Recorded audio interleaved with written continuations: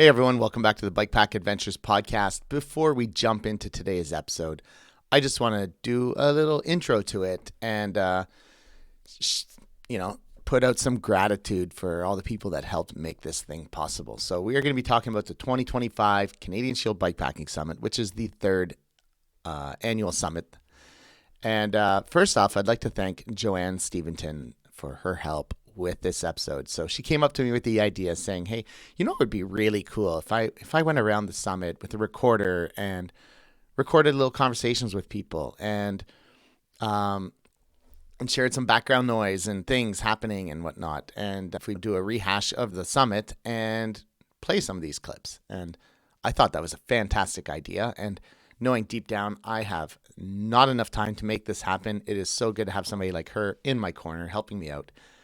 She's a former journalist and works in marketing, former educator, so she's good at talking, better than me, I think. And it was just really fun to have her involved and helping out. So I really do appreciate it. And thank you so much, Joanne. So next up, I definitely want to thank sponsors. I know we talked about it later on in the episode. We talked about the sponsors of the event, but I also want to kind of acknowledge the sponsors of the event that are also sponsors of this podcast. So it means so much to me to have them in my corner. And, that means they have faith in what I'm doing. They appreciate what I'm doing. And it's just a really great thing. So these companies are Panorama Cycles, Tilfin Cycling, Full Cycle Ottawa, Redshift Sports, Ride with GPS, and Burt Shoes. So thank you guys for supporting the podcast as well as the Canadian Shield Bikepacking Summit. And we'll see how it all keeps going because it's a lot of work, but I do enjoy it. So aside from that, I'd really like to thank Serge Gawain. He's a key volunteer, loves coming to the summit, and is a photographer by trade and does all our photography, and including the photo shoot of people with their bikes and whatnot. And totally love everything you're doing to help the community, help me. And obviously, I know people are anxiously awaiting for me to send out the link with the pictures, and it's coming. The newsletter's coming. I've just been so slow and delayed. And now that school's on the downward side, report cards are done, I have time to get some of this stuff out. So, I apologize. Sorry for taking so long. So, next up, Marie-Pierre Savard. She helped co-host the event this year and also led a discussion group on the Sunday morning. And she really helped take a load off my back. I get pretty busy running around doing things, and it was just good to have somebody I know I could rely on who's a good talker and good with people and able and willing to do some of those things. And then, of course, the presenters, Louis-Philippe Landry, Samuel Lalonde-Marcon, and Carl Presso. Wow, everybody was French. I couldn't have done it without you guys. Such good presenters, phenomenal stories, so vastly different between each person, and which just kind of helps to build the hype and makes people want to get out there. So Carl is a funny guy. He tells some amazing, has a great sense of humor when he's telling stories, and he's been in every iteration of the summit thus far, and let's keep that going because he's a really good dude. And LP, so glad to have him for a second time, and Samuel Marcon coming and sharing his winter adventures throughout Quebec and across some parts of Canada. Very, very expedition-oriented guy that, he's quite mind-blowing. And, and also we had some workshops throughout the weekend. So, for example, field repair and tire maintenance with Carl, planning logistics for biking with myself, particularly focused on the Canadian Shield bikepacking route. Ioana, she presented on packing your bike, so kit and packing techniques. Jesse Jarjour from My Velo Fit came in and talked about bike fitting for long distance bikepacking adventures. Mustafa from Quick Cranks with his crew talking about field maintenance such as derailleur and brake adjustment. And also myself diving into sleep setups and trying to figure out the best sleep setup for the occasion or for what kind of riding you're planning on doing. And lastly, I'd like to thank Timothée Vanier, my cousin. He came and DJ'd for us the Saturday night. got the party going. People were dancing, having some good old fun times. And then we got playing some crazy games like Kung Fu Panda that I think it was Joanna that taught us, but I might be wrong. Maybe it was Emma. And yeah, so hope you guys like this episode. And of course, we talked about towards the end of the episode, we also touched on the contributions from my wife. I know she doesn't say she does much, but she has had to put up with my shit for months on end and helping me do things in the background. So helping take care of my daughter, getting everything going around the house when I'm checked out some evenings, putting our daughter to bed a lot of times. So thank you so much for all your help. Obviously, could not be done without you. And so, yeah, guys, hope you enjoy the episode. And we'll talk soon. Welcome to the Bikepack Adventures Podcast. This is a little bit delayed, but that's just because of some technical issues. And the good thing is I get to have Joanne on the podcast again. So that's really cool. Although it'll be the first time. Yeah, exactly.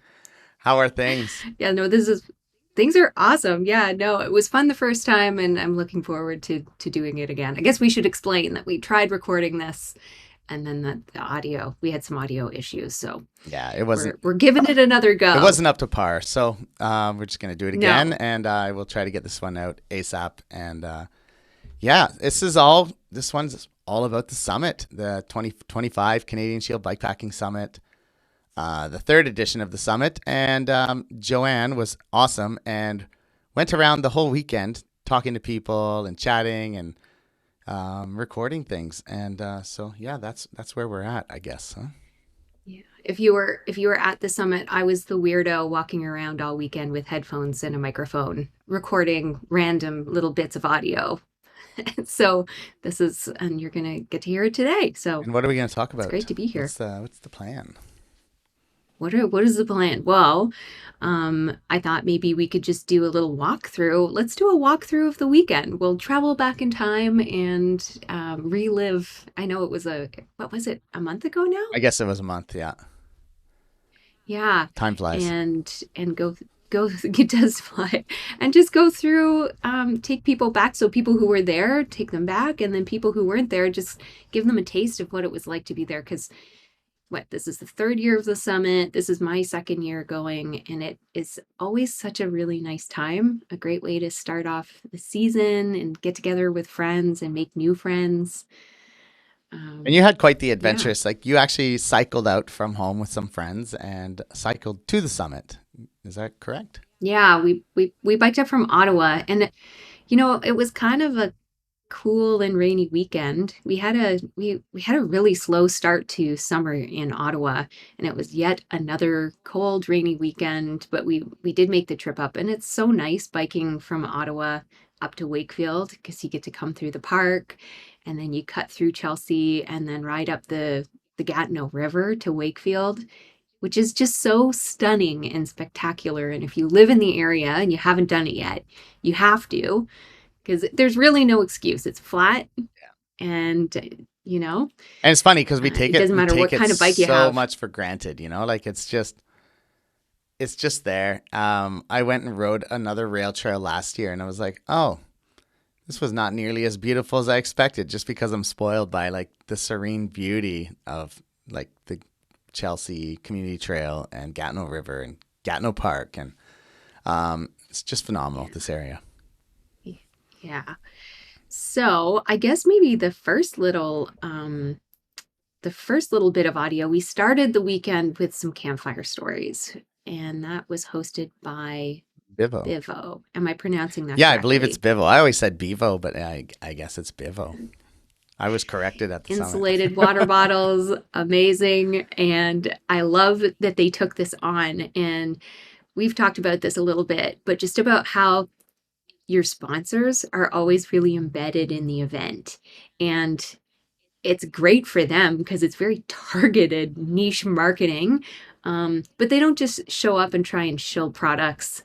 When they send people, I'd say most sponsors, they send people and then they take part and they become a part of the event. And I think that Keaton, who hosted the Campfire Stories, was so great to have around that weekend.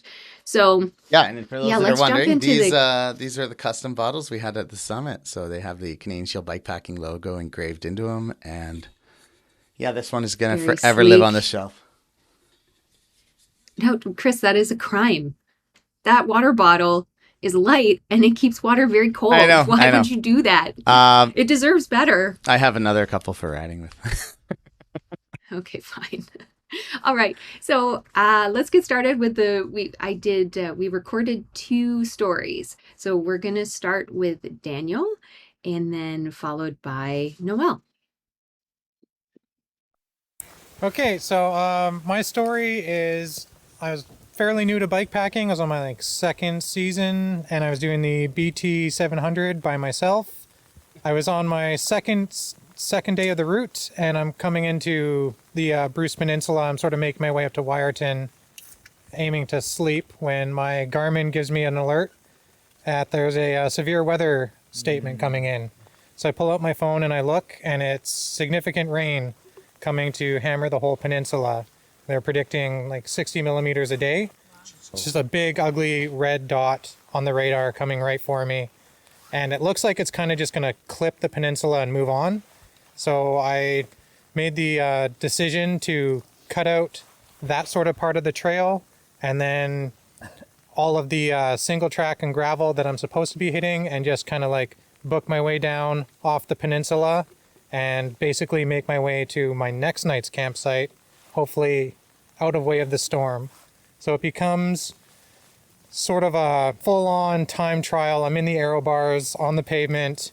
My 160 kilometer day at that point just became 230 kilometer day, and I book it basically around to almost Meaford. And I find a place to sleep, hoping I miss the storm. I wake up in the morning and I hear rain on my tent. So I pull out the phone and look, and the storm has changed direction in the night, and the big ugly red dot is bearing down right on me. So I pack all my stuff up as fast as I can, eat some food, look at the trail, cut out a whole bunch more gravel. I'm just going to head east and try and get out of the storm's path. And it just followed me. And when you're riding around Meaford, all that road basically turns into wet clay, and it's slick and awful. And so I was having a hard time riding through that. So I cut out more hills, more gravel, made my way to Meaford, hopped on the rail trail, and headed to Collingwood, hoping to still escape the storm. It's not working. So I turned south, and I'm just going to follow the highway and try and get out as best I can. And I end up finding this town called Stayner. And I figure it's time to look for a place to sleep. And there is absolutely nothing. I find a guy who tells me the closest hotel is back in Collingwood, 30 kilometers behind me.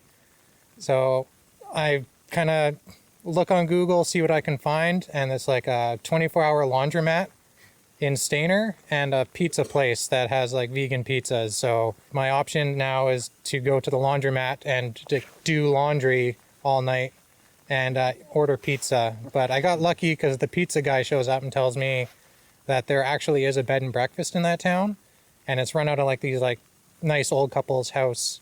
So I go there, and they were able to put me up, and they cooked me a fresh breakfast in the morning with a homemade brownies, homemade jam, homemade ketchup, delicious home-cooked breakfast. Put my bike in the garage, so it was super great for them to put me up like that. But it was the next day, again, I'm riding down the highway, and it wasn't until that day at 5 p.m. the sun finally peeks out between some clouds. So 2 days, 60 mils rain each day. Sun finally comes out, but it's still kind of raining. So I ended up having to sleep in a gazebo on the side of the trail in Palgrave. And it was I woke up in the next morning and it was finally sunny, and I was able to sort of make my way back to the end of the trail, somewhat safer than the last 2 days, and it was pretty good. It was kind of the big takeaway was no matter how bad things get, just keep moving forward. And a storm can only last so long. And once you're wet, you're waterproof. So you just keep on going, right?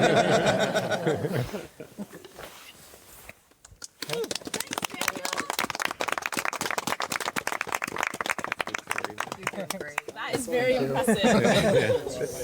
Yeah, it was a rough couple days, that's for sure. Yeah.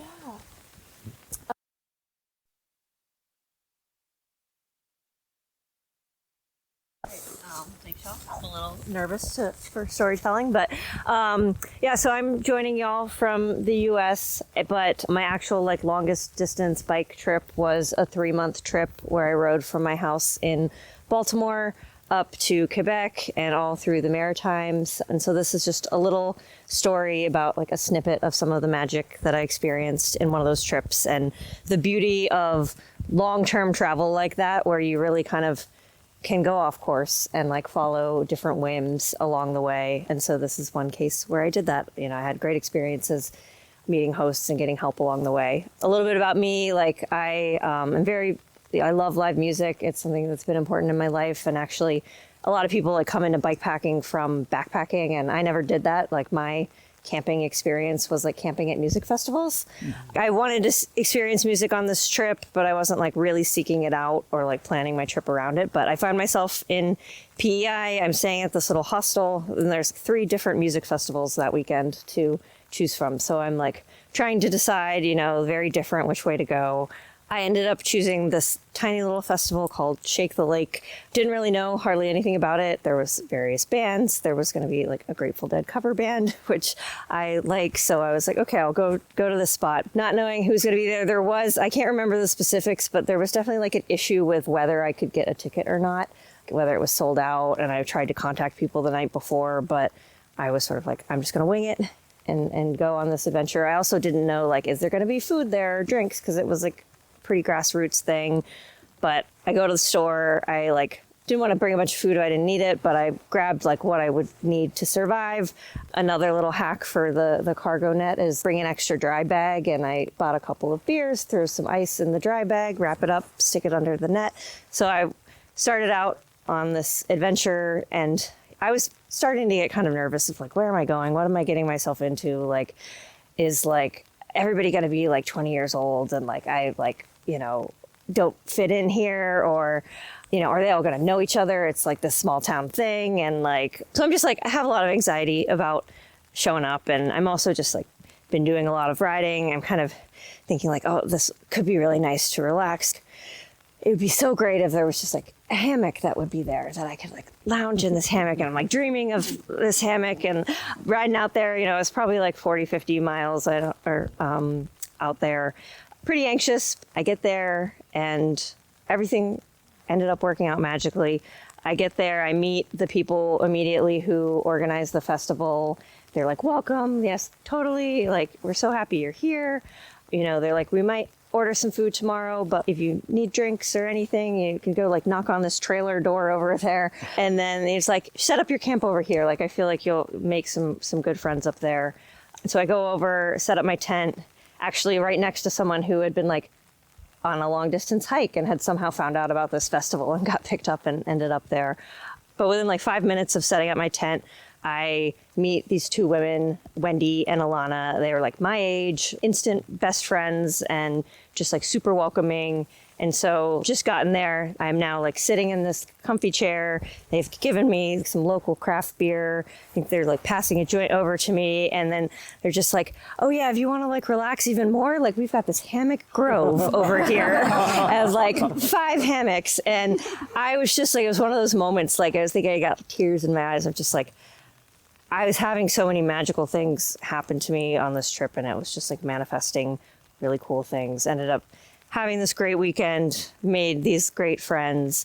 I ended up making a connection with someone who was in one of the bands on this trip. Then we ended up seeing each other like multiple times later. He came to Halifax to see me like weeks later on this trip.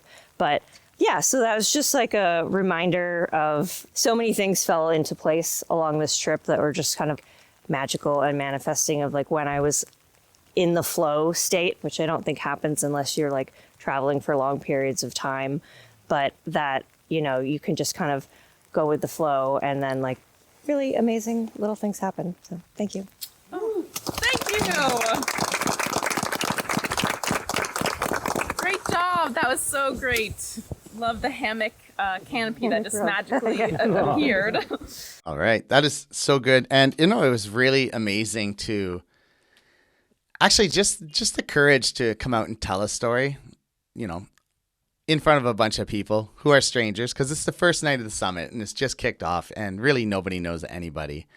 And Noelle Battle, she came up as representing Bikepacking Roots, who I invited to the summit. And she also decided to go out and tell a story and share one of her stories. And that's just a really, really cool thing. And it takes courage. And I just really enjoyed, people letting out some of that vulnerability that is behind bikepacking. I agree. I would have been very nervous to do that, but there were six storytellers in total, and Daniel's was hilarious. And then, Noelle, it was so cool to have Noelle up from the States. I have attended a few of the Bikepacking Roots summits. They have virtual seminars, or they have had them in the past, and are really great if you've never bikepacked before, or you're just looking to maybe gather some intel and some tricks and tips. Look them up and look up their virtual seminars. Put them in your calendar. Usually they're in the evening while you're eating dinner. You can sit and watch them. But I picked up a lot of great information from those seminars, and I said to it, meeting Noelle was a bit like meeting a bit of a celebrity from the States when she was here. Yeah, I've done a couple of them even on the bike trainer in the winter where they have the seminar on, and I just put the bike trainer, jump on the trainer and put it on and enjoy it while riding a bike. Yeah. So we had the campfire stories. Those were great. And then I think maybe a few people stayed up a bit late that evening because the next morning there was an early ride. I don't know who scheduled that ride for 7 a.m., Chris. Yeah, I always kind of like, the weekend comes and goes really quick, and I like the idea of getting up a little bit early on the first full day, and getting that ride in. I never get to do it because I'm busy with late registrants and making coffee for everybody and stuff. But in the second edition, people had asked me, for the Sunday, can we push it a bit? So I did, but for the Saturday, 7 a.m., there weren't that many riders out this year because it was kind of a rainy, muggy morning. And I think a lot of people, when you wake up in your tent and you can hear the rain falling or everything's wet outside, and you're like, you know what? I think I'm just going to sleep in for an extra hour and enjoy this beautiful sound and whatnot. You just perfectly described my morning experience. That was it. But I did drag myself out of bed and have a chance to chat with a few riders that were heading out. So let's take a listen to that. Good morning. Morning. You guys getting ready to head out? Yeah. Yes. Isn't this ride supposed This to is start a 7 a.m. at 7 ride. This is a.m.? the 7 a.m. ride. It's like 7-ish. There's still a 7 in the time. Where are you headed? Just up the river a bit, I think. The 22K route. Yes, whatever that's that how one he was. refers to it. Yeah, I don't know. It's a nice route, yeah. Where are you guys from? Ottawa. And I'm London, Ontario. Okay, So, yeah. cool. It's a long drive. No kidding. So you're here to experience Quebec in all its glory on Yes, this rainy morning. on this rainy morning. Yeah. It was hard to get out of the tent. That's why I'm just like getting out of my tent. And where are you from? Calgary. Okay. Did you come here for this? I came here for a work conference next week. This was timed perfectly, so I just came a few days early. Oh, great. Nice. It is a beautiful ride. It's nice, short, really lovely. Morning? Morning. You riding? No? Do you mind taking a picture? Yeah. Let's do it. No, I don't mind. Guys, I just woke up. You know how that works? Yeah. With or without bikes? Wow, I think we should put bikes in there. So that's just me. You're the hardest pour out here this morning.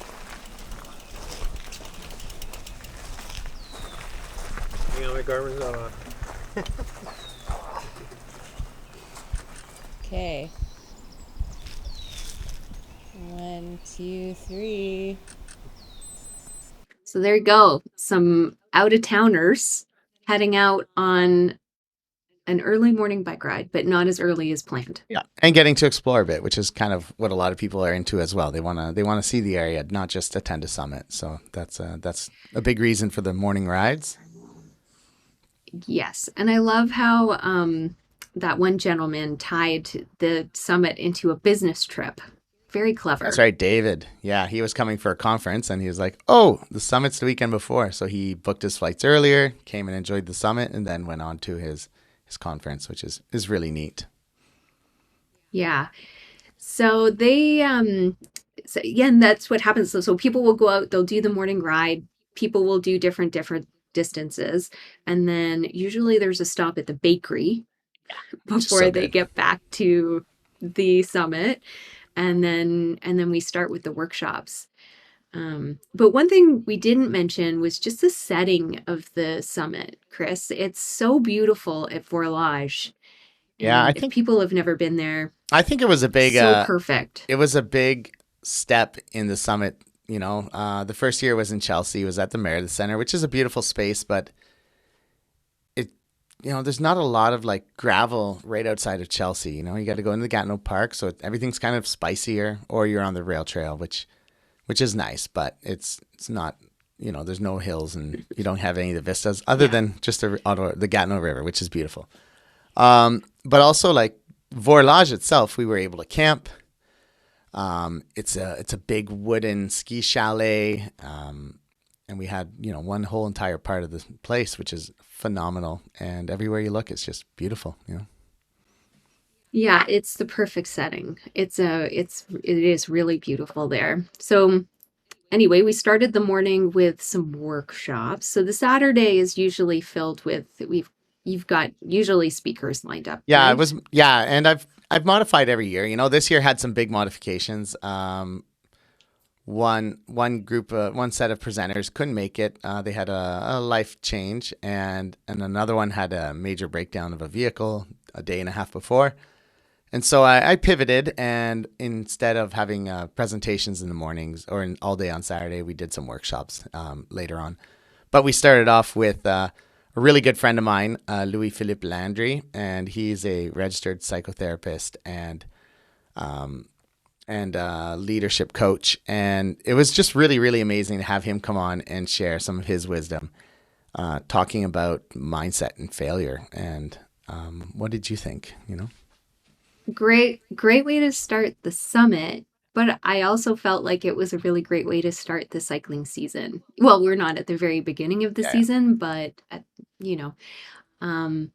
just talking about taking on big challenges, and maybe you get to the middle of it and you decide that you don't want to go any further for whatever reason, and how to process that and in a productive way. I thought that was really useful. Why am I pushing myself if this isn't right for me right now?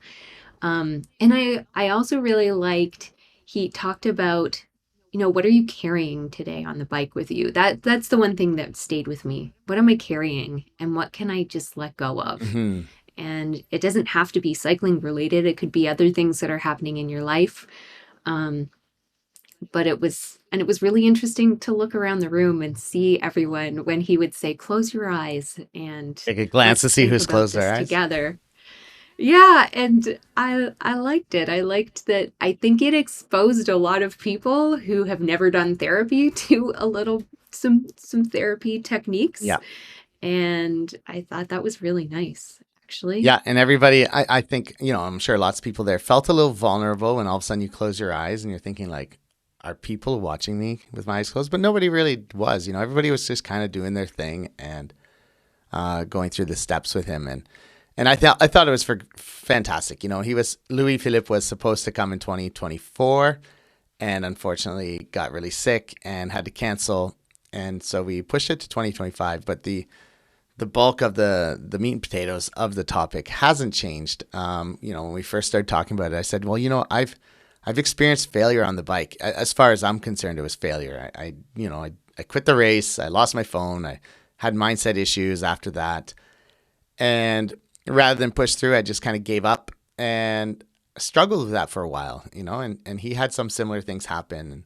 And then other people out there, it's just so much that happens in bikepacking that if it's your first step, it feels like a lot of steps. And so there's fear that way as well. So we kind of thought it tied all in well together, and how to address the people that already compete or race or ride or bikepack, and those that are yet to do it, but also probably struggle with very similar problems.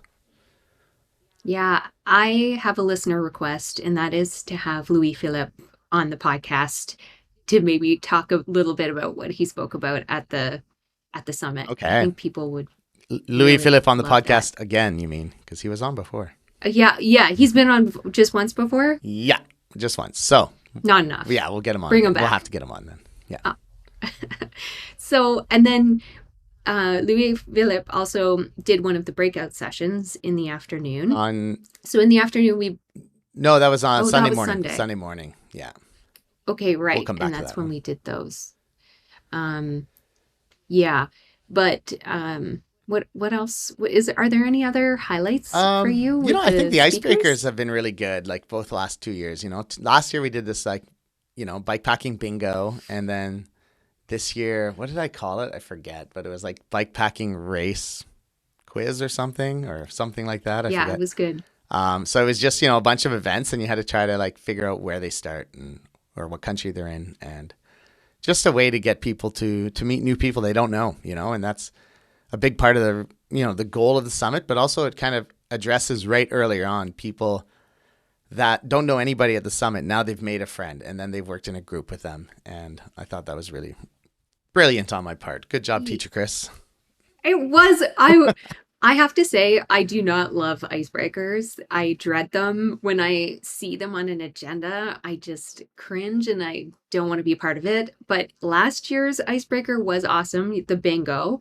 And because you had a bingo card full of different things, and you had to go around the room and match people up with the different things on the bingo card. Yeah, somebody who's ridden And the that was Tour really- Divide, somebody who rides, I don't know, whatever, rides a bike with suspension. I don't remember what the things were, but yeah.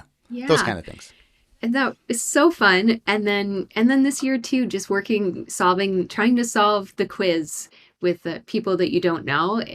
I definitely in both of those met people who I ended up just spending part of the weekend with. Yeah. So yes, good work. Flexing that teacher muscle. Yeah, exactly. It's hard. I got to keep that game up because otherwise people will be like, how are you a teacher? You can't even do an icebreaker? Yeah. Yeah. Yeah, no, it was, and such good people. I have made so many friends at that summit. People I met last year who I ride with this year, and then we met new people this year. And it Oh was yeah, a so great- some of your great friends place to this year meet were new people you met in the first summit? Like I know Yeah. you mentioned. And meeting them, or you meet them at the summit and then you see them at other events. So Yeah. like at the Log Drivers Wall, Grand Depart, or during the ride, or the things BT like that. 700. Yeah, that's I like it because like somebody like David Tuttle, who I've known for a while, it's like he comes every year, so it's also I get to see him and we get to catch up, and Yes. and he's such a nice guy. Like he volunteers in Mexico and he's retired, but they go and build houses in Mexico every year for a month for poor people, and as part of his church. Shout out to David. Yeah, and my wife David actually was has very generous. I was going to say Go on. my wife has a friend that lives in the same city that he was going to, so she actually sent a care package of like Persian goods and stuff so that he could drop it off to them, and so it's just really So nice. sweet. He was very supportive last year. I met David last year at the summit, and I was preparing for the butter tart. It was my first big bike packing ride, and he was very generous with his time and his knowledge, and just talking to me about that route and things to prepare for. Yeah. And he also saved, I have to say, he saved my boyfriend Neil at the Log Drivers Walls, the spring rally. Okay. And Neil's sleeping pad had a hole in it. And it was so cold that night. Once again, it's always cold during that event. And he would have frozen if he had to sleep on the ground. Anyway, David had a patch, Oh, nice. He's always there for Yeah, ya. he's good. He's good stuff. So I think Yeah. it's really great, like just the connections that people make. If there's one thing I think about the summit, and the reason I do this is to build the community, and I feel like it's it's happening, and every year there's 10 or 15 more people at the summit, and there's a bit of growth, and word is spreading, which is really fun. It's fun to see where people learn maybe- about the summit too. Mm-hmm. And one thing to add just before we move on too is that there's a place for everyone there. Like, you don't have to be a racer. You don't have to be an FKT person. You don't have to, if you are riding a basic bike and you just want to learn about bike packing, there's a place for you there. And you will be welcomed. Yeah. So, Yeah. And, yeah. you know, I think also like some people might think that it's all young racers as presenters, but realistically, like most of the participants are 40 plus, and presenters are also in that kind of category of, you know, a lot of them. It's very age friendly. No It's matter age what friendly, age you there are, you go. there's a place for you in bike packing. Yeah. All right. So then, okay. So first day, great speakers. Oh, we had we're all juiced up and Samuel ready to go. Samuel Lalonde Marcon after lunch, and he was like, he has done some amazing expeditions across Canada in the You winter. know what I just have to say about that guy? Slow down. All right. We get it. You've seen Quebec. Man, he has ridden so much of that province. It's unreal. When his map came up on the screen, it blew my mind. I don't know. And then also the winter riding, because he's not a fair weather person. No, he likes to go He'll for do this it. full on suffering. Yeah. Yeah. But do you think he suffers, or does he love it? I think he loves suffering. Okay. Yeah, I think there's definitely days where he's like, why am I doing this to myself? But then after, it's like any bikepacking adventure, you know, you finish it, you're sore, you're tired, you're grumpy, but like 2 days later, you're like, that was amazing.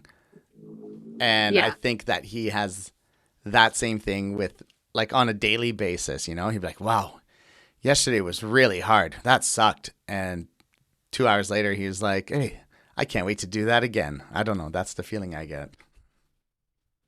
And then a fun fact about him as well is that he played tuba in actual orchestras. It was a tuba, correct? Yeah, he's a tuba player by trade. Or like, yeah. Wild. In orchestras in New York City. Yeah. That's phenomenal. But he doesn't do that anymore because he's too busy riding his bike, and I think that's great. Yeah. And I think he definitely lit a fire in some of us to start exploring Quebec and some of the great routes there. Mm-hmm. Yeah. Are there any in Quebec that you want to ride, Chris? Oh, there's so many. I would love to do everything he's done. I think those all look so phenomenal. But I would really like to ride the Trans-Labrador route. It looks really cool. I know it's paved now, so maybe one day, you know, if I get a couple weeks and I can get away and I have no responsibilities, I could just get out there with my gravel bike and ride it. That'd be fun. Nice. Yeah. Well, I won't be seeing you in the winter. Okay. I'll be inside where it's warm. No, do that Maybe one one day. When okay. Yeah, and I wanted to do the Route Blanche, actually. He talked about the Route Blanche. I think he was maybe him and his friend that he rode it with. I think they were the first two people to actually ride the Route Blanche that we know of, you know.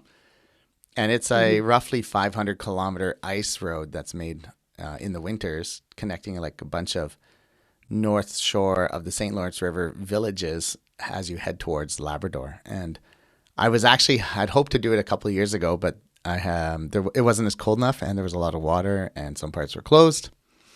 So I had to pull the plug, and it hasn't come up as a possibility since because I have other commitments, and that is the way it is. Life. Yep. Well, it's not going anywhere. No, well, maybe, you know, global warming and all. Okay, fair enough. Moving on. So Saturday, great speakers. Then Sunday were the workshops. Yeah, well, we ended Saturday with a couple of workshops, and I think we had one Losing set of track of time Yeah, here. we had one set of workshops. So there was sleep setups, tire fixing with Carl, and my VeloFit did I believe that was Saturday. They did the bike fitting for endurance riding and bike packing. Yeah.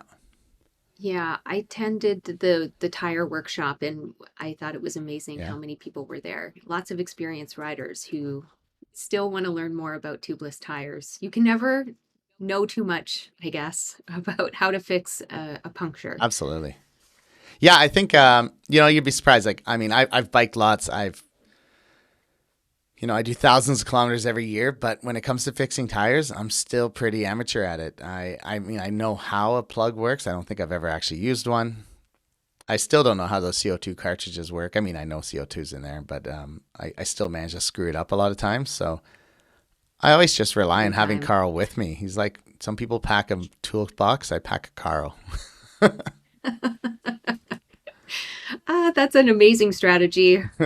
I would think, yeah, and he's the person you want with you for sure. Well, and then the next day, so there was for the breakout groups, Louis Philippe, he did another workshop with a big group of people. I think you were in that workshop. Yeah, I was there. And then I sat in, Pierre Savard ran a workshop for to talk about just safety on the trail, kind of like a female forward, like talk. And no, I'm losing my focus. Sorry, Chris. Oh, no worries. Yeah, but yeah, Marie-Pierre Savard. When I set up the idea of the workshops, I thought, we could take some time and really dive into some of the questions people have, like open forum style, So I asked Marie-Pierre, and she was like, I'm totally down for it. I asked LP. He, of course, said yes as well. And then it was kind of try to figure out how we can have two different group talks, that don't have to be really based around one gender. But, I was hoping that Marie-Pierre would take that chance to answer some of those questions or discuss issues that arise with women in bikepacking. And I'm sure there was some crossover that is, fits a lot of people's needs.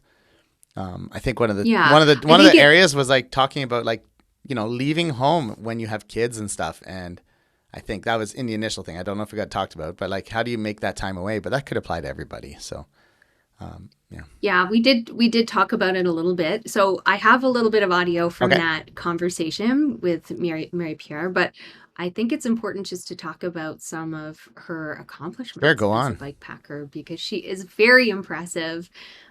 She did participate in the Silk Road race last year, and she runs. She talks a little bit about the the Florida. Oh, sorry, Florida Divide. The Florida Divide. So she talks a little bit about that. So she completed that a few months ago. But she runs the Fin Garnat, and I believe it runs out of Montreal, and it's a group for female, trans, non-binary folks who want to get out on bikes and learn a little bit more. They're so cool. I follow them. If you don't follow them on Instagram, you should. And I've been following them for a little while, and I really appreciated the opportunity to hear from Marie-Pierre and hear about some of her experiences. So here is a little bit from that workshop. The goal of this discussion, what is it? I wrote it. I think first it's maybe to normalize the fact that we have some fear, we have some question, we have some insecurity, and we have some discomfort. It's okay, it's normal, but how can we be more confident in situation X or Y? I will start with, for me, the most challenging, for me as a woman, it's a lot of fear in different situations. For example, camping by myself. When I start bikepacking in 2011, I decided to go to Central Asia. I went to Kazakhstan, Kyrgyzstan, and Uzbekistan as my first bicycle trip. My thought was, let's start big, so I will know if I like it or not. So I had no experience, so I learned a lot. But at this time, you need to wild camp, you need to steel camp, because that's the way it works. And over this experience, I realized I need to do this because we have to steel camp, but I'm not comfortable. And it took me 4 months. It took me the entire trip to realize, hey, it's okay if I'm not comfortable in still camping, but that's 4 months to name this fear. That's a lot. And maybe it's not normal. Maybe it should be easier to name our fear. But yeah, that was my experience. That was the time that I took. And after this 4 months, I was, okay, I love this trip, but I was always super scary when I had to still camp and never feel comfortable. And so for my next trip, next project, I will organize myself differently. I didn't know anything about cycle touring, so I was not really, I knew that, okay, there's some safety concern regarding politics, the country, the weather, but about biking, I don't know how does that work. So I went there with une innocence, je sais pas, naivety, which helped me maybe, because if I have all those fear prior to the trip, well, actually, if we just listen people around us, we won't do anything in life. Someone that I know from social media contacted me last summer. She said, I want to go to Kyrgyzstan, but my boyfriend said it's too dangerous as a woman alone. My first question was, did your boyfriend went there recently to be able to tell you this? She said, no, he never, but he never went there, he never went in the area. Maybe you should find someone who recently went there, maybe a woman, to know exactly, because it's easy. People will always say, maybe, I don't know if it's more for women, but people, they will say, it's dangerous, it's dangerous, it's dangerous. Did you ever did this? If I know that someone knows where I am, I feel really relief. Yes, for me, it's now I never travel without letting someone know, or by the position and something. But it can be, for example, if you take part in a race and you need to be followed by a tracker. Because in the last year, as I said, I went to the Silk Road mountain race where I had a tracker. And I also went for the Florida Divide in March, where I had a tracker also. And that's funny, because people, they will maybe think, oh my God, Kyrgyzstan is so dangerous. How did you manage? And over there, I still camp, actually. I still camp during the race. But for me, that was a safety, because it's a big race. The people, they check on you. It's really, I had no problem to still camp over there in this situation of the race. And I have no problem to know that, okay, anyone anywhere in the world know where I am sleeping tonight. I never felt uncomfortable with this situation. But in Florida, couples of months later, I was extremely afraid at first. I was, okay, over there it's different. I cannot still camp. People are really like their land, and it's really, really by the book. People, they carry guns, and the political situation and everything. And people, they are maybe more aware of how does it work with the spot tracker. So there's a lot of people in Florida, anyone can. Vulnerable side to being tracked 24/7 with a precise location. Yeah. So my conclusion is that for this trip in Florida, I stopped the tracker maybe a couple of kilometers before the place, setting up camp. But sometimes I don't know where I will stop for camping, so I cannot stop my tracker before. And so it's not easy to find the balance. Okay, do I am comfortable that everyone know my position? Yeah, in US, a lot of people camp at the back of the church and the fire station. It's really common. It's totally normal. and often there's some also water, tap water, electricity, and the people, the philosophy is that, well, someone told me this in Florida, so God accepts everyone, God welcomes everyone, so you're allowed to stay there, yeah, because Jesus was a traveler. All right. That was so cool. Yeah. I mean, I was over in Louis-Philippe Landry's session, and so I didn't really get to see what was happening over there, but I did hear lots of laughs. So seemed like it was a really great conversation. And, about the Fin Garnotte, they actually are registered as a not-for-profit. So that's really cool too. Like any money they bring in goes back into the community. Part of that is for insurance reasons, but also just to be able to grow the community, which is exactly what people try to do that are passionate about something. And every year I donate a couple tickets as well to their charity event as a fundraiser so that people can come to the summit as well, which is kind of a fun combo. Yeah. And I should also add that she was the co-MC this year. So she had volunteered to help, and I said, hey, would you like to be co-MC? Although I need to work on letting people, do their thing more freely. And she was just like, there was times where she's like, oh, why don't you just do it, Chris? Because it seems like something that you should talk about. And so I'm learning. I'm trying to grow, but it's tough. It's tough to hand off the reins. Yeah, for sure. Well, she did a great job. Yeah, she's wonderful. Yeah.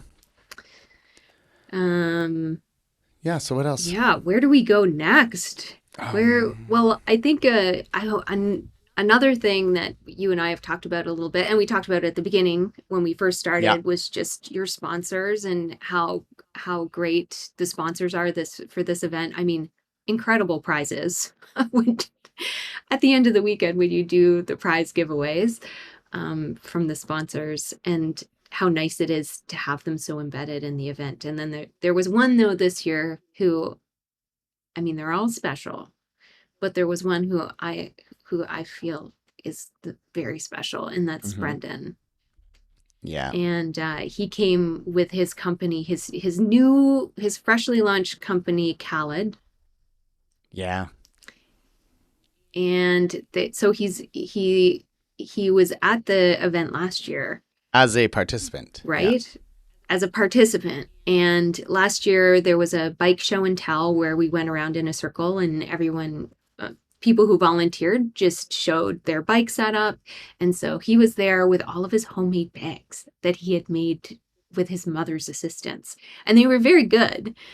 And then shortly, I guess in the fall, he started making them and he started selling them. Mm-hmm. I think he had people reaching out and saying, hey, like, I really like your bags. Like, would you be able to help me out? And so he started making and selling bags. And then he just kind of grew his craft from there as well, because it takes time to, you get better and better. Practice makes perfect. And now his bags are really sweet. Yeah, you walk into some bike shops in the city, and then there's this big, colorful, beautiful wall with his bags. And he's done such a good job building that business, and he's leaned right into it, and he's doing extremely, and the bags are great. Like, they're not. You won a set, didn't you? I did win a set, and I considered myself to be I was so happy. I felt so lucky to win those bags because they're really well made. Mm-hmm. He spent a lot of time prototyping and building and rebuilding the bags to make sure that they're perfect. So anyway, I sat down with Brendan just to learn a little bit more about what the past year has been like for him, and to learn a little bit more about Khaled and his bag business. So my name is Brendan. I'm the owner of Khaled, which is essentially a sewn adventure gear company based in Ottawa. So I make bike bags, frame bags, handlebar bags. It's just been a little over a year since I started sewing.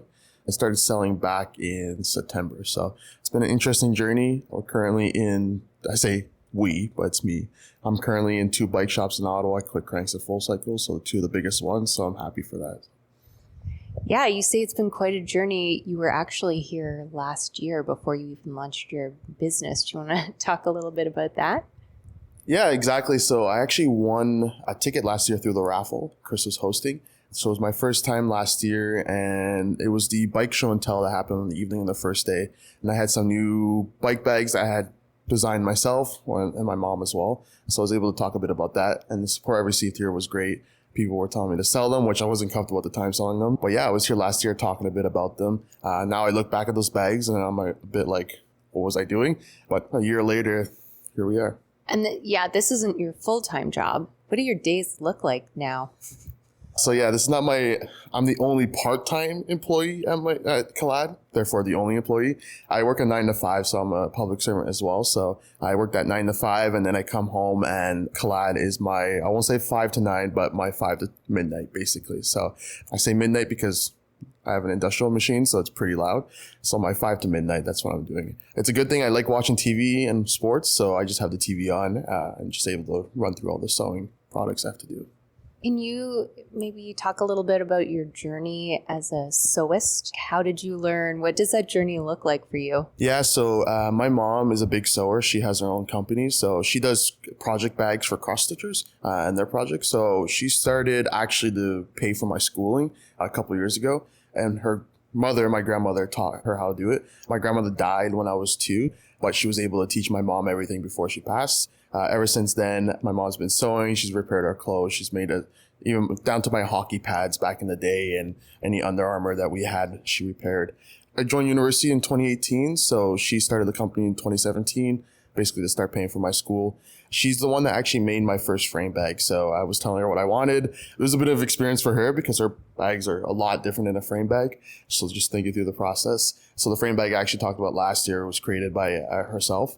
And then she taught me how to sew. So I still call her on the daily with any FaceTime or messages asking for some advice or any suggestions. But the products I'm creating are just so crazy now that not even she has the device, but she taught me everything. She always tells me my grandmother would be proud of me if she was here today. So she's happy for me. Well, it must be really nice for your mom to see you succeed, and you're in a bunch of bike shops now. Mm-hmm. What does she have to say about that?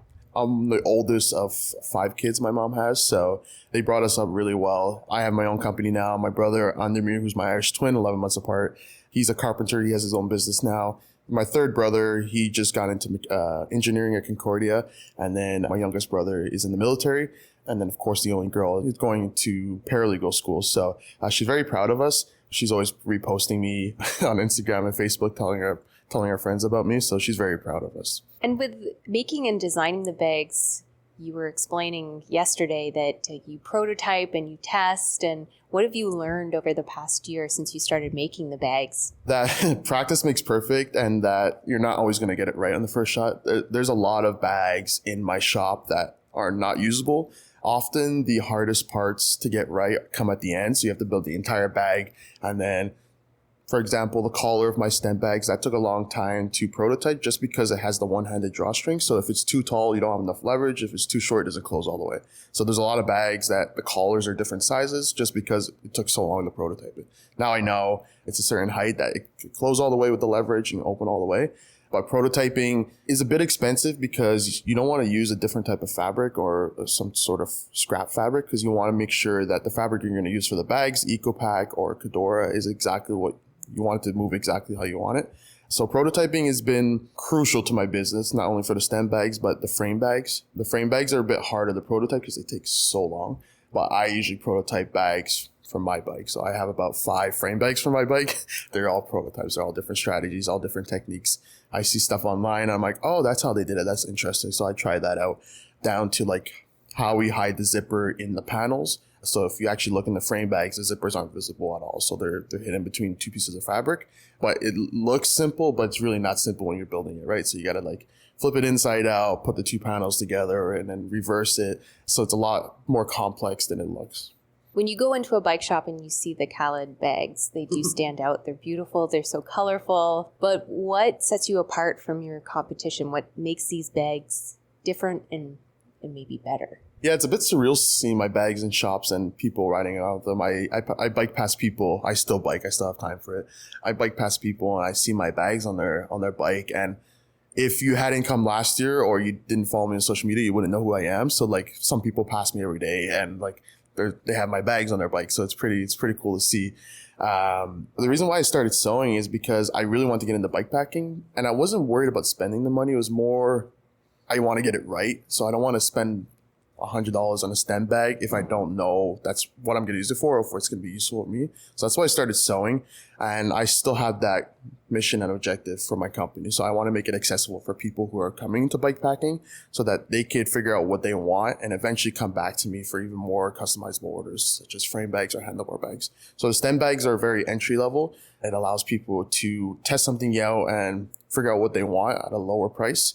But also, my stem bags are bikepacking oriented, so you'll see they're a lot bigger or larger in size just because they're not meant for smaller water bottle, or they could hold smaller water bottles, but they're also made for Nalgene's, stuffing all your food and all your tools. So it allows you to have a bit more room when you're bikepacking. And what's next for you in your business? Stem bags have been the most popular, but now I'm taking on frame bag orders. You won't find them on my website, but I've received a lot of messages through Instagram, so I'm taking on frame bag orders now. Frame bags are a bit different. Everyone is different. Every frame is different, down to the size of the frame and the bolt mounts and whatnot. So over the next couple of months, I'll be working on a lot of frame bag orders. They'll probably become the more popular option. We're starting to see that people were a bit hesitant about frame bags because they wanted room for their water. But now that I offer the stem bags and the frame bags as an alternative, so they can put their water on the handlebar and then have more room in their frame for a frame bag. So that's what we'll be working on the next couple of months. Cool. Well, it's been so fun to see your business grow, I have to say. I think all of us who were here last year and saw your presentation, and now we've seen you blossom into this awesome little business. It's so cool. You said you still have time for cycling. So do you have any big adventures lined up for this summer? Yeah, I'll start off by saying I really appreciate everyone's support in Ottawa. Without the biking community, it wouldn't be possible to have this company. This summer, I was supposed to be doing the Demi Log Drivers Waltz in the end of August, but my mom is actually going to be at a convention here for her shop, so I'll be helping her out at that. But I'll probably be biking Ottawa to Montreal this year because my parents are from Montreal, so my partner will meet me down there with my dog, and I'll end up biking there. So I haven't done it before, so we'll see how it goes. What about a bag for your dog so you can carry your dog on your bike? And just throwing it out there. I would. I was actually thinking of getting a trailer for my dog, but she hates bikes. So she's a street dog from Kentucky. So I adopted her 3 years ago. She's terrified of bikes. So, and if she runs with me on the bike, she actually runs in front of the wheel. So we'll keep her away for the bikes for now. All right. Thank you so much for your time. This is great. Thank you so much. Okay, Brendan. Oh, that was so cool. Our guy. Yeah, I'm so stoked. I'm really, really happy to see like his growth, and like how he's become such a big part of the bikepacking community from 2 years ago, not even bikepacking, to 1 year ago, like having just some homemade bags because he couldn't, quote unquote, afford buying bags and like building a whole entire bike set of bags. So he just made his own, and that's really neat. And yeah, the bike shops that that you referred to in the city, Full Cycle and Quick Cranks, were both sponsors of the summit as well, which is really neat. It's just kind of fun to see that full circle involvement from the community itself. Yeah, and a lot of returning sponsors, a lot of great. So who did you have? Can you remind me? Yeah. Who was there this year? So Full So Cycle. yeah, Quick Cranks was the main sponsor, and oh man, they gave out a sweet bike, a Da Vinci Cobain mountain bike, which is what Dominic Menard rode from Victoria to Ushuaia. So it's really, really great bike. Panorama Cycles was back. They've been there every year, as well as My VeloFit. So I just love their support, and their bikes are really amazing. Like his bikes are made for bikepacking. They're from Quebec. They're beautiful. They're just really nice. The Panorama setup it's like an art installation in the room when they're there, and they have all their bikes, and everyone just kind of stands and admires them. They're so beautiful.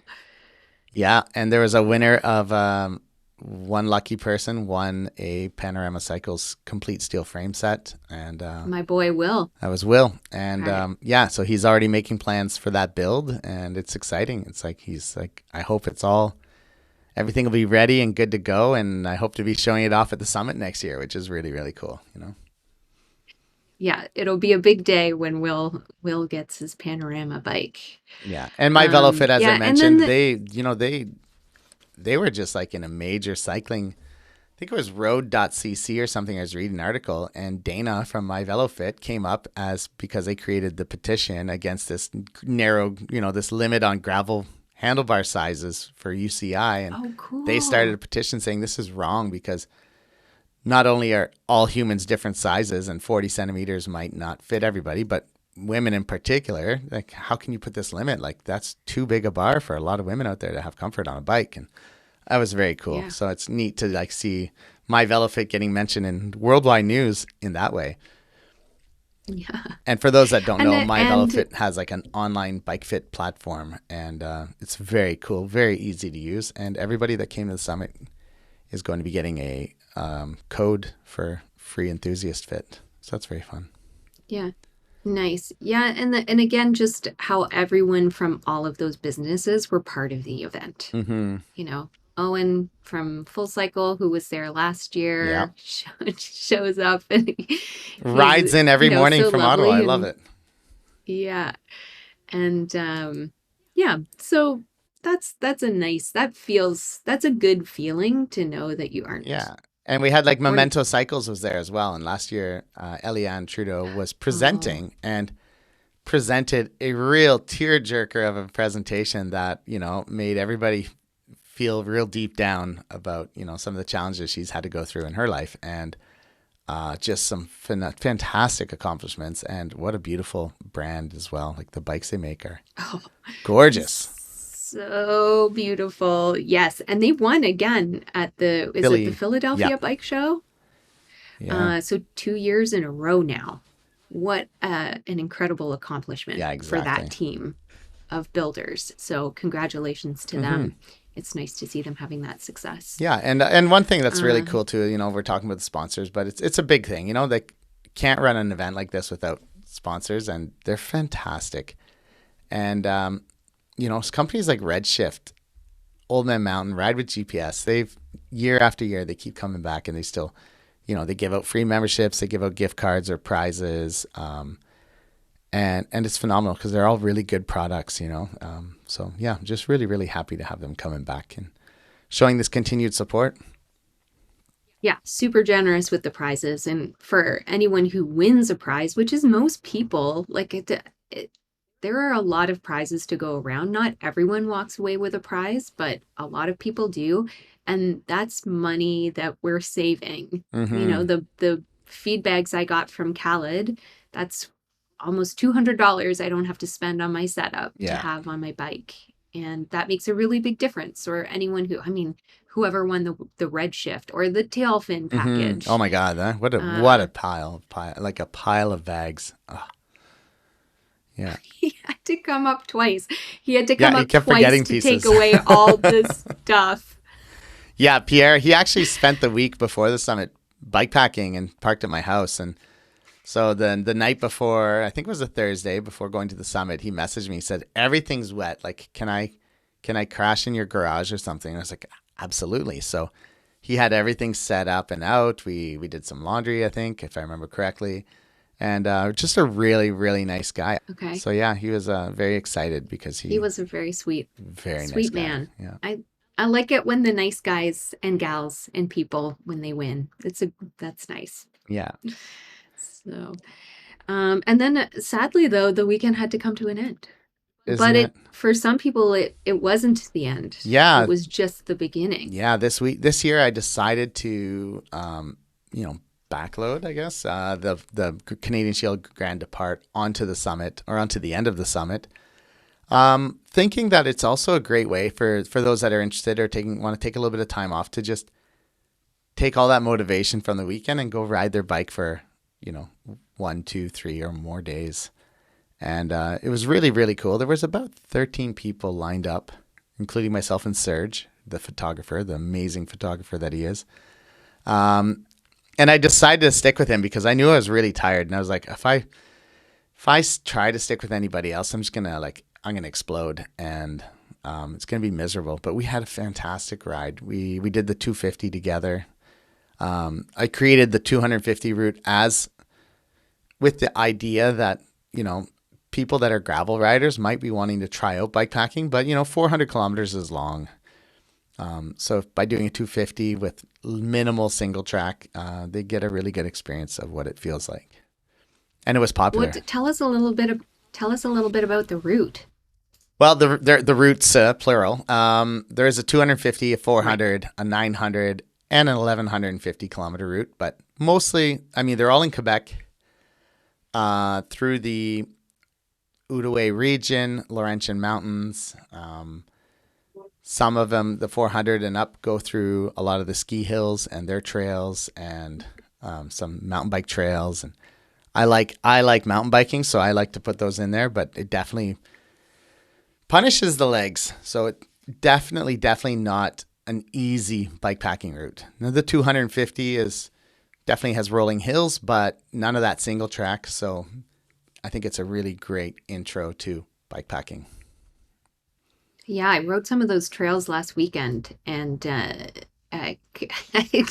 a mountain bike. Where did you go? And it was fun. Up to Mont Ste. Marie. Oh, okay, nice. Yeah. And but the thought of doing it on a loaded bike it definitely would have been a different experience. Yeah. So, and the same thing, the Mont Ste. Marie section, I put it in the route, but there's a control on the Ride with GPS file that says, if you're not a confident mountain biker, like, take your time or just skip it, like, unless you're aiming for an FKT and you need to hit every single inch. If it's not something that you're going to be comfortable doing, skip it, or get off your bike and walk it. Yep. Yeah. And I rode those trails with Megan Hakkinen when she rode the Canadian Shield 400 a couple of years ago, and she walked a lot of those switchbacks and stuff because she's not a mountain biker. She's a road biker, gravel biker, and her comfort zone said walk those trails, or like walk those little bits, and she did, and had a fun time. Yeah. There is no shame in walking your bike. That was the best takeaway from one of those bikepacking routes virtual seminars I attended. I wrote that one down. No shame. And she just talked recently about, she just finished the Hellenic mountain race and won it in the women's category. I think 9th overall. And she ate dirt coming down one of the hills there, and it was like right where there's a photo checkpoint. So there's some pretty epic pictures of her crashing. So she's like, walking is fine. You can still win races, and you can, you don't have to suffer. You don't have to be an expert at every aspect of biking to do it, Yeah, that's so cool. Well, I got a chance to speak to one of the riders. I spoke to Nico before he set out on, I believe, the 400 kilometer He did route. do the 400, yeah. Yeah. So here is Nico, fresh and full of energy before he sets out on the Canadian Shield bikepacking route. My name is Nicolas Frappé-Allaire. I'm about to do the Canadian Shield 400 kilometer route, and it's going to be fun. What made you decide to take this one on? Mental health reasons, I guess, just needing to be away from home and responsibilities for a few days, and wanting to challenge myself. Will this be your longest route? No, I have done the Lug Driver's Waltz, the half route last year. This will be the longest route I will have done alone. Okay, and how are we feeling about that, Nico? I'm a bit nervous. I'm really excited. I can't wait to see how it's going to go. I packed 1 million snacks and a lot of food and a lot of water, so I'm pretty hopeful that I'll make it through. Do you have any secret weapons in your bag or any treats? I brought all of the ramen that I could stuff in my hydration vest, and I have a cotton sweater that I'm going to be wearing at night in case it ever gets cold. I'm a terribly cold sleeper, so that's pretty much it. Do you know what to expect on this route? Are you going into it cold? Have you done a lot of planning? What do we know about this ride? We know it's a mountain bike ride. We know it's a lot of single track. It's going to be technical, it's going to be muddy, and it's going to be wet from the previous day's rain. So, it's hoping it'll be doable and not too much hike-a-bike.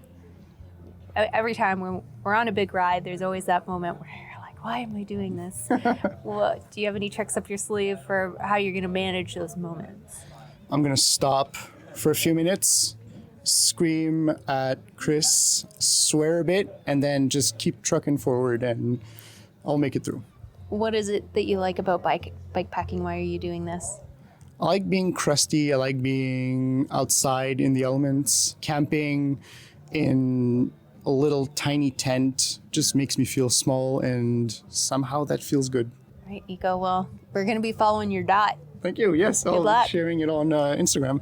Great. Okay. Well, we'll talk to you when you're done. Cool. See you then. Okay. All right. So, It's so nice. Nico. Thanks, Nico. What a phenomenal guy. Like, I just love his energy.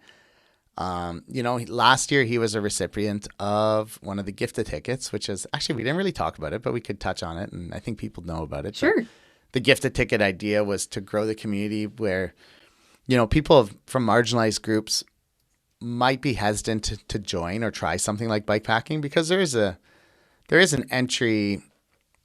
steep entry into the sport. You got to get your bike, you got to get bags, and then to attend a summit like this and, spend $100 or more and camp and buy food and all these things for something you're not sure is going to interest you is definitely prohibitive to a lot of people out there, or it doesn't make sense, So I started the gift-a ticket idea is that people could donate an extra ticket that would go towards somebody from a marginalized group, whether they're LGBTQ, visible minorities, or even somebody who's a student that just can't afford to dump, some money onto a weekend like this.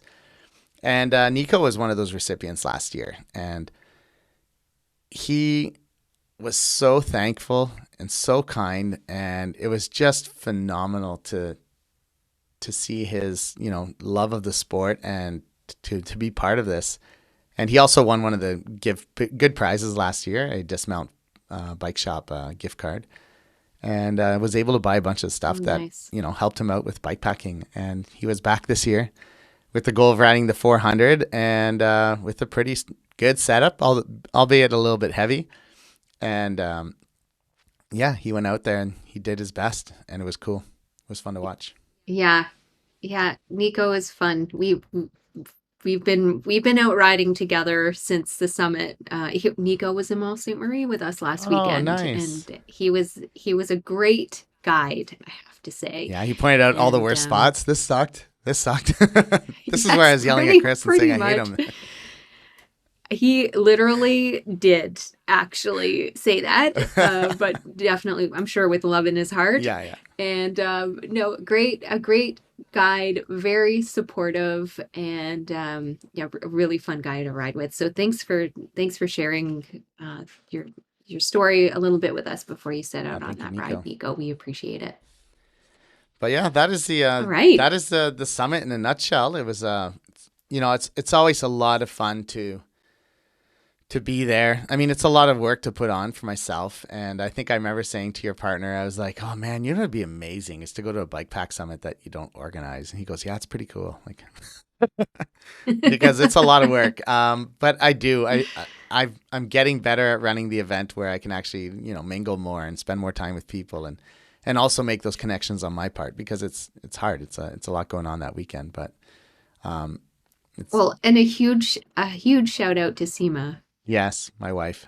Wonderful that she's phenomenal. She likes to say I don't really do anything, or not me, but she doesn't do anything. She's like, I'm not really involved in the decision making. Like I talk to her about everything, but the extra hours that go into raising our daughter when I'm checked out and focused on Bikepack Summits definitely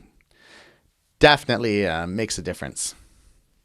Oh yeah, and the little details, like I feel like there's always hot coffee and those sorts of things, and she's always moving around in the background, taking notes, helping with the draws, and yeah, we're grateful to you. Yeah, and actually she wants a gravel bike now. She has an e-bike, she has a folding bike and a fat bike, but now she wants a gravel bike and she wants to try more bikepacking related stuff, maybe less with me and more with other people that she's not going to feel so stressed around, which is totally understandable because I know some people. But yeah, she's getting a Panorama Anticosti. We're going to build her up an Anticosti. Whoa.